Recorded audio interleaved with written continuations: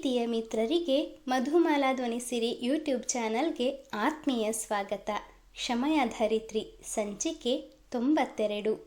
ಕೃಷ್ಣ ಹಾಗೂ ಕ್ಷಮ ಇಬ್ಬರಿಗೂ ಈ ಮೊದಲೇ ಪರಸ್ಪರ ಪರಿಚಯವಿತ್ತು ಎಂಬ ವಿಷಯ ಶ್ರೀಪತಿಯನ್ನು ಆಶ್ಚರ್ಯಕ್ಕೆ ದೂಡಿತ್ತು.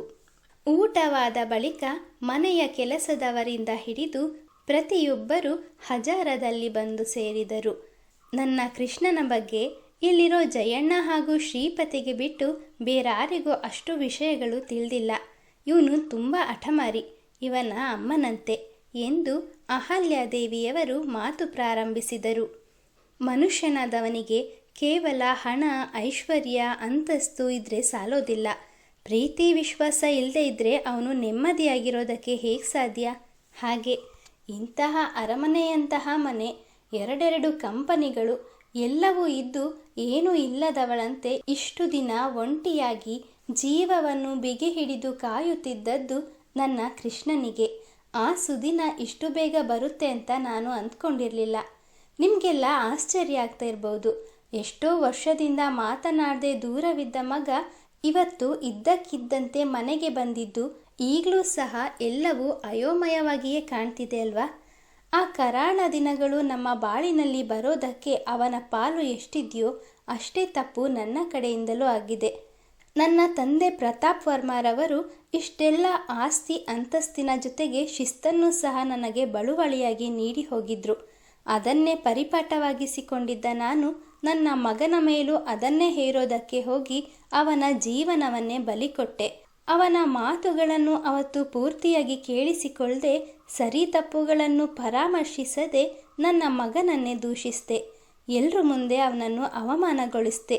ಇವನ ತಂದೆ ತೀರಿಕೊಂಡ ಬಳಿಕ ಶಾಲೆಗೆ ನಮ್ಮಿಂದ ಡೊನೇಷನ್ ಹೋಗ್ತಾ ಇಲ್ಲ ಅನ್ನೋ ಕಾರಣಕ್ಕೆ ಸಂಸ್ಥೆಯ ಮುಖ್ಯಸ್ಥರು ಇವನನ್ನು ಶಾಲೆಯಿಂದ ಹೊರಕಳಿಸೋ ಅವಕಾಶವನ್ನೇ ಎದುರು ನೋಡ್ತಿದ್ರು. ಅದೇ ಸಮಯಕ್ಕೆ ಸರಿಯಾಗಿ ನಮಗಿಂತ ಹೆಚ್ಚು ಡೊನೇಷನ್ ಕೊಡೋ ಪೋಷಕರೊಂದಿಗೆ ಸೇರಿಕೊಂಡು ಅವರ ಮಕ್ಕಳೇ ತಪ್ಪು ಮಾಡಿದ್ರು, ನನ್ನ ಮಗನದ್ದೇ ತಪ್ಪು ಅಂತ ವಾದಿಸಿದ್ರು. ನಾನು ಕೂಡ ಅವರ ಮಾತೆ ಸತ್ಯ ಅಂತ ತಿಳ್ಕೊಂಡು ಮೊದಲೇ ಬೆರಳು ಕತ್ತರಿಸಿ ಹೋಗಿ ನೋವಿನಲ್ಲಿದ್ದ ಇವನಿಗೆ ಇನ್ನಷ್ಟು ಪೆಟ್ಟು ನೀಡಿ ನೋವು ಕೊಟ್ಟೆ. ಅದಾದ ನಂತರ ಪಬ್ನಲ್ಲಿ ಇವನ ಗೆಳೆಯರ ಹುಚ್ಚಾಟಕ್ಕೆ ಬಲಿಯಾದಾಗಲೂ ಇವನೇ ತಪ್ಪು ಮಾಡಿದ್ದಾನೆ ಅಂತ ತಿಳ್ಕೊಂಡು ಬುದ್ಧಿ ಕಲಿಯೋವರೆಗೂ ಇವನನ್ನು ದೂರ ಇಟ್ಟೆ. ಅಷ್ಟೂ ಸಾಲದು ಅಂತ ನನ್ನಿಂದ ದೂರ ಇರಿಸಿದ್ರೆ ನನ್ನ ಬೆಲೆ ಏನು ಅಂತ ತಿಳಿಯುತ್ತೆ, ಆಗ್ಲಾದರೂ ಓದಲ್ಲಿ ಆಸಕ್ತಿ ತೋರಿಸಿ ತನ್ನ ಕಾಲ ಮೇಲೆ ತಾನು ನಿಂತ್ಕೊಳ್ತಾನೆ ಅಂತ ಇವನಿಗೆ ಇಷ್ಟ ಇಲ್ದಿದ್ರೂ ನಾನೇ ಒತ್ತಾಯ ಮಾಡಿ ಅಮೇರಿಕಕ್ಕೂ ಕಳಿಸ್ದೆ. ಆದರೆ ನನ್ನ ಊಹೆಗಳೆಲ್ಲ ತಲೆ ಕೆಳಗಾಯಿತು. ಅವತ್ತು ಮೊದಲ ಬಾರಿಗೆ ಇವನ ಮೇಲೆ ಕೈ ಮಾಡೋ ಮುನ್ನ ಯೋಚಿಸಿ ಇವನ ಸಮಸ್ಯೆಯನ್ನು ಕೇಳಿ ತಿಳ್ಕೊಂಡಿದ್ರೆ ಇಷ್ಟು ವರ್ಷ ನಾನು ನನ್ನ ಮಗ ಒಬ್ಬರನ್ನೊಬ್ಬರು ಅಗಲಬೇಕಾಗಿರಲಿಲ್ಲ. ಇದೆಲ್ಲ ಅರಿವಾಗುವುದರೊಳಗೆ ತುಂಬ ತಡವಾಗೋಗಿತ್ತು. ನನ್ನನ್ನು ಬಿಟ್ಟಿರೋದಕ್ಕೆ ಆಗದೆ ನನ್ನ ಮಗ ಮೊದಲಿನಂತಾಗ್ತಾನೆ ಅಂತ ತಿಳಿದಿದ್ದ ನನಗೆ ಅವನು ಇಂಚಿಂಚಾಗಿ ನನ್ನಿಂದ ದೂರ ಸರಿತಿದ್ದಾನೆ ಅಂತ ತಿಳಿಲೇ ಇಲ್ಲ. ದಾರಿ ತಪ್ತಾ ಇರೋ ಮಗ ಸರಿ ದಾರಿಗೆ ಬರಲಿ, ಒಳ್ಳೆ ಬುದ್ಧಿ ಕಲೀಲಿ ಅಂತ ನಾನೇ ಅವನನ್ನು ದೂರ ಇಟ್ಟಿದ್ದೀನಿ ಅಂದ್ಕೊಂಡಿದ್ದೆ. ಆದರೆ ಅವನು ಬೇಕು ಅಂತಲೇ ನನ್ನಿಂದ ದೂರ ಮಾಡ್ತಾ ಇದ್ದಾನೆ ಅಂತ ನನಗೆ ಅರ್ಥನೇ ಆಗಲಿಲ್ಲ. ಜೀವನದಲ್ಲಿ ಶಿಸ್ತು ಬೆಳೆಸಿಕೊಳ್ಳಲಿ ಅಂತ ನಾನು ಮಾಡಿದ ಪ್ರಯತ್ನ ಎಲ್ಲ ಅವನಿಗೆ ಉಸಿರುಗಟ್ಟಿಸುವಂತಾಗಿತ್ತು. ನನ್ನ ಹಠದಿಂದಾಗಿ ಅವನು ಎಲ್ಲ ಇದ್ದು ಯಾರೂ ಇಲ್ಲದವರಂತೆ ಬಾಳಬೇಕಾಯಿತು. ಮಗು ಕಿಟ್ಟು, ಈ ಕೆಟ್ಟ ತಾಯಿಯನ್ನು ಕ್ಷಮಿಸ್ತೀಯೇನಪ್ಪ? ಅಹಲ್ಯಾದೇವಿ ಭಾವುಕರಾಗಿ ಮಗನನ್ನು ತಬ್ಬಿಕೊಂಡು ಬಿಕ್ಕಿದರು. ಅಮ್ಮನ ಕಣ್ಣೀರನ್ನು ಕೃಷ್ಣನಿಗೆ ಸಹಿಸಲಾಗಲಿಲ್ಲ. ಪ್ಯಾಂಟಿನ ಕಿಸೆಯೊಳಗಿದ್ದ ಕರವಸ್ತ್ರವನ್ನು ಹೊರತೆಗೆದು ಅಮ್ಮನ ಕಣ್ಣೀರನ್ನು ಒರೆಸಿ, ಅಮ್ಮ ಅಳಬೇಡಿ, ಪ್ರಪಂಚದಲ್ಲಿ ಕೆಟ್ಟ ಮಕ್ಕಳಿರ್ಬೋದೇ ಹೊರತು ತಾಯಿ ಯಾವತ್ತೂ ಕೆಟ್ಟವಳಾಗೋದಿಲ್ಲ. ಅವತ್ತು ನಾನು ಬೇಕು ಅಂತ ಹಾಗೆ ನಡ್ಕೊಳ್ಳಿಲ್ಲ. ಆಗಿನ ನನ್ನ ಮನಸ್ಥಿತಿ ಹಾಗಿತ್ತು. ನೀವು ಆ ರೀತಿ ನಡೆದುಕೊಂಡಿದ್ರಲ್ಲಿ ನಿಮ್ಮದೇನೂ ತಪ್ಪಿಲ್ಲ. ಯಾವ ತಾಯಿಗಾದರೂ ತನ್ನ ಮಗ ಚೆನ್ನಾಗಿ ಓದಿ ಬೆಳೆದು ತನ್ನ ಕಾಲ ಮೇಲೆ ನಿಂತ್ಕೊಳ್ಬೇಕು ಅಂತ ಆಸೆ ಇದ್ದೇ ಇರುತ್ತೆ. ನೀವು ಕೂಡ ಅದನ್ನೇ ಬಯಸಿದ್ರಿ. ಆದರೆ ನಾನೇ ನಿಮ್ಮನ್ನು ತಪ್ಪಾಗಿ ಗ್ರಹಿಸಿದ್ದೆ.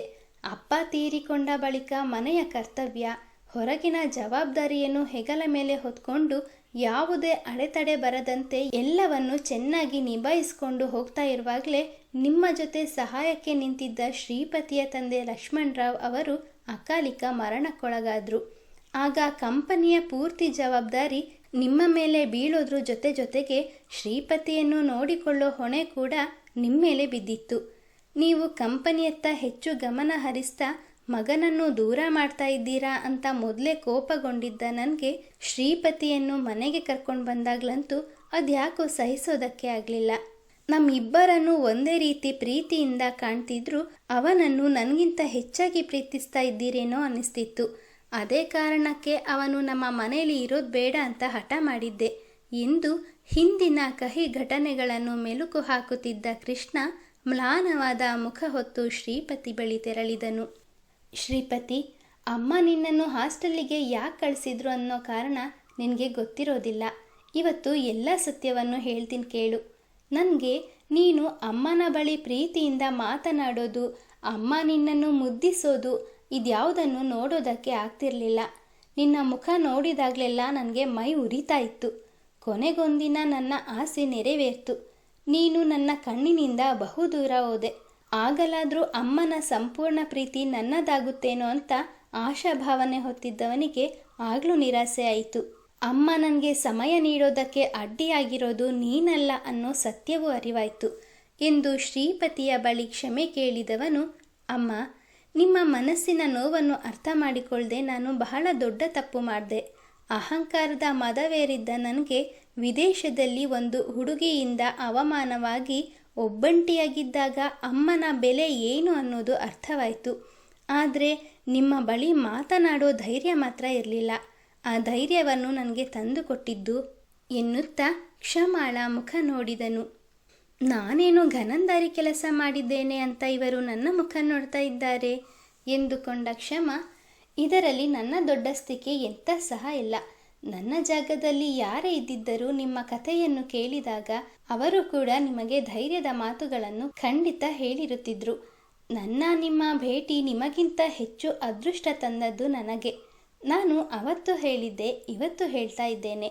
ಅಂದಿನ ನಿಮ್ಮ ಭೇಟಿಯ ಶುಭಗಳಿಗೆಯಿಂದಾಗಿಯೇ ಅಮ್ಮನ ಪರಿಚಯವಾದದ್ದು, ನಿಮ್ಮ ಕಂಪನಿಯಲ್ಲಿ ಕೆಲಸ ಮಾಡುವಂತಾದದ್ದು.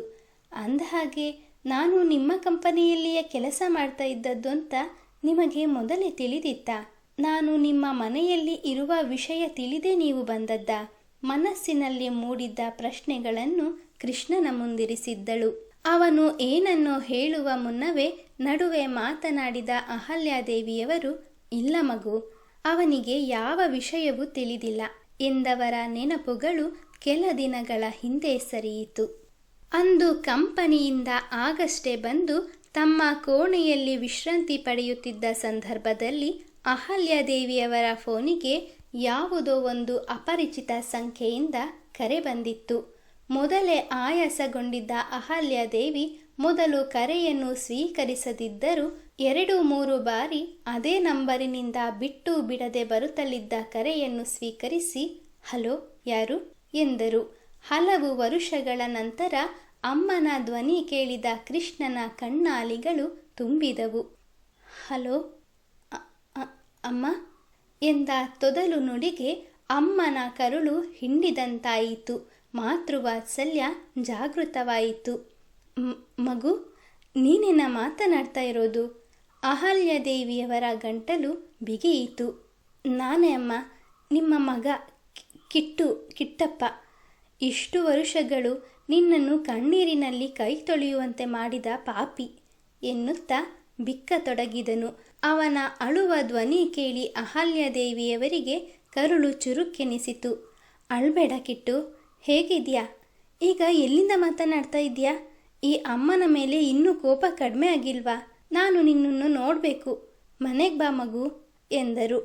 ಅಮ್ಮ, ನಿನ್ನ ಮೇಲೆ ನನಗೆ ಯಾವ ಕೋಪನೂ ಇಲ್ಲ. ನಿನಗೆ ಮುಖ ತೋರಿಸೋದಕ್ಕೆ ನಾಚಿಕೆಯಾಗಿ ನಿನ್ನಿಂದ ದೂರ ಉಳಿದಿದ್ದೀನಿ. ನಾಚಿಕೆ ಪಡುವಂಥ ಕೆಲಸ ನೀನೇನು ಮಾಡಿಲ್ಲ ಮಗು. ನಾನು ಅಮೇರಿಕಾದಲ್ಲಿರೋ ನಿನ್ನ ತಂದೆಯ ಸ್ನೇಹಿತರಿಗೆ ಕರೆ ಮಾಡಿದ್ದೆ. ಯಾವುದೋ ಹುಡುಗಿ ನಿನ್ನನ್ನು ಅವಮಾನ ಮಾಡಿದ್ಲು. ಅದೇ ಕಾರಣದಿಂದ ನೀನು ಬೇಸರದಿಂದ ಅಮೇರಿಕಾದಿಂದ ಹೊರಟು ಬಂದೆ ಅಂತ ತಿಳಿದು ನಾನು ಎಷ್ಟು ವ್ಯಥೆ ಪಟ್ಟಿದ್ದೀನಿ ಗೊತ್ತಾ? ಈಗ ಹಳೆಯದ್ಯಾವುದನ್ನು ನೆನೆಸ್ಕೊಳ್ಳೋದು ಬೇಡ. ಇಷ್ಟು ದಿನ ಆಗಿ ಹೋದದ್ದು ಮರ್ತ್ಬಿಡು. ಮನಸ್ಸಲ್ಲಿ ಯಾವ ಮನಸ್ತಾಪವನ್ನು ಇಟ್ಟುಕೊಳ್ಳದೆ ಮನೆಗೆ ಬಾಕಿಟ್ಟು ನಿನ್ನನ್ನು ಒಂದೇ ಒಂದು ಬಾರಿ ನೋಡಿ ಶಿವನ ಪಾದ ಸೇರ್ಕೊಳ್ತೀನಿ ಎಂದು ಅಂಗಲಾಚಿದರು. ಅಮ್ಮ, ನೀನು ಈ ರೀತಿ ಮಾತನಾಡೋದಾದರೆ ನಾನು ಯಾವತ್ತೂ ನಿನಗೆ ಮುಖ ತೋರಿಸೋದಿಲ್ಲ. ದಯವಿಟ್ಟು ಇನ್ನೊಮ್ಮೆ ಹೀಗೆಲ್ಲ ಮಾತಾಡಬೇಡ. ನಾನು ಈಗ ಎಲ್ಲಿದ್ದೀನಿ ಅಂತ ಗೊತ್ತಾದರೆ ನಿಜಕ್ಕೂ ನೀನು ಸಂತೋಷ ಪಡ್ತೀಯ ಎಂದು ತಾನಿರುವ ಸ್ಥಳವನ್ನು ತಿಳಿಸಿದನು. ಅಂದರೆ ಕೆಲ ತಿಂಗಳ ಹಿಂದೆ ನಾನು ಕೆಲಸದ ಮೇಲೆ ಮಂಗಳೂರಿಗೆ ಬಂದಾಗಲೂ ನೀನು ಅಲ್ಲೇ ಇದೆಯಾ? ಒಂದೇ ಊರಿನಲ್ಲೇ ಇದ್ದರೂ ನಮ್ಮ ಭೇಟಿಯೇ ಆಗಲಿಲ್ಲ. ಸರಿ, ನೀನೀಗ ಇರೋ PG ಬಿಟ್ಟು ನಮ್ಮ ಗೆಸ್ಟ್ ಹೌಸ್ನಲ್ಲಿ ಉಳ್ಕೊ. ನಾನು ಈಗಲೇ ಹೊರಟು ಬರ್ತೀನಿ. ಬೇಡ ಅಮ್ಮ, ನೀನು ಯಾಕೆ ಆಯಾಸ ಪಟ್ಕೊಳ್ತೀಯ? ನೀನು ಎಲ್ಗೂ ಬರೋದು ಬೇಡ. ನಿನ್ನ ಮಗ ಈಗ ಮೊದಲಿನಂತಿಲ್ಲ. ಅವನಿಗೂ ಜವಾಬ್ದಾರಿ ಇದೆ. ಇಲ್ಲಿ ಪರಿಚಯ ಇರೋ ಕೆಲವರು ನಾನು ಬಿಡಿಸುವ ಚಿತ್ರಗಳನ್ನು ಮೆಚ್ಚಿಕೊಂಡಿದ್ದಾರೆ. ಅದಕ್ಕಾಗಿ ಅಡ್ವಾನ್ಸ್ ಹಣವನ್ನು ಕೊಟ್ಟಿದ್ದಾರೆ. ಇನ್ನೇನು ಕೆಲವೇ ದಿನಗಳಲ್ಲಿ ಎಲ್ಲವೂ ಮುಗಿಯುತ್ತೆ. ಆದಷ್ಟು ಬೇಗ ನಿಮ್ಮ ಕಣ್ಣ ಮುಂದೆ ಹಾಜರಿರ್ತೀನಿ ಎಂದನು. ಅಹಲ್ಯಾದೇವಿಯವರಿಗೆ ಮಗನ ಮಾತಿನಿಂದ ನಿರಾಸೆಯಾದರೂ ಅಂತೂ ಮಗ ತನ್ನ ಕಾಲ ಮೇಲೆ ತಾನು ನಿಂತುಕೊಳ್ಳುವಂತಾಯಿತಲ್ಲ ಎಂದು ಸಂತೋಷಪಟ್ಟರು. ಮಗು, ನಿನ್ನ ಮಾತು ಕೇಳಿ ಬಹಳ ಸಂತೋಷ ಆಯಿತು. ನಿನ್ನ ಅಮ್ಮ ನಿನ್ನ ದಾರಿನೇ ಕಾಯ್ತಾ ಇರ್ತಾಳೆ ಅನ್ನೋದನ್ನು ಮರಿಬೇಡ. ಆದಷ್ಟು ಬೇಗ ಬಂದ್ಬಿಡು ಎಂದರು. ಅಲ್ಲಿಗೆ ಅಂದಿನ ಅಮ್ಮ ಮಗನ ಸಂಭಾಷಣೆ ಮುಗಿದಿತ್ತು. ನಿರೀಕ್ಷಿಸಿ ಮುಂದಿನ ಸಂಚಿಕೆಯಲ್ಲಿ. ಮಿತ್ರರೇ, ಕಥೆಯ ಬಗ್ಗೆ ನಿಮ್ಮ ಅನಿಸಿಕೆ ಅಭಿಪ್ರಾಯಗಳನ್ನು ದಯವಿಟ್ಟು ಕಮೆಂಟ್ನ ಮೂಲಕ ತಿಳಿಸಿ. ಹಾಗೆ ಲೈಕ್, ಶೇರ್, ಸಬ್ಸ್ಕ್ರೈಬ್ ಮಾಡುವುದರ ಮೂಲಕ ನಮ್ಮನ್ನು ಪ್ರೋತ್ಸಾಹಿಸಿ. ಮುಂದಿನ ಸಂಚಿಕೆಯಲ್ಲಿ ಮತ್ತೆ ಸಿಗೋಣ. ಧನ್ಯವಾದಗಳು.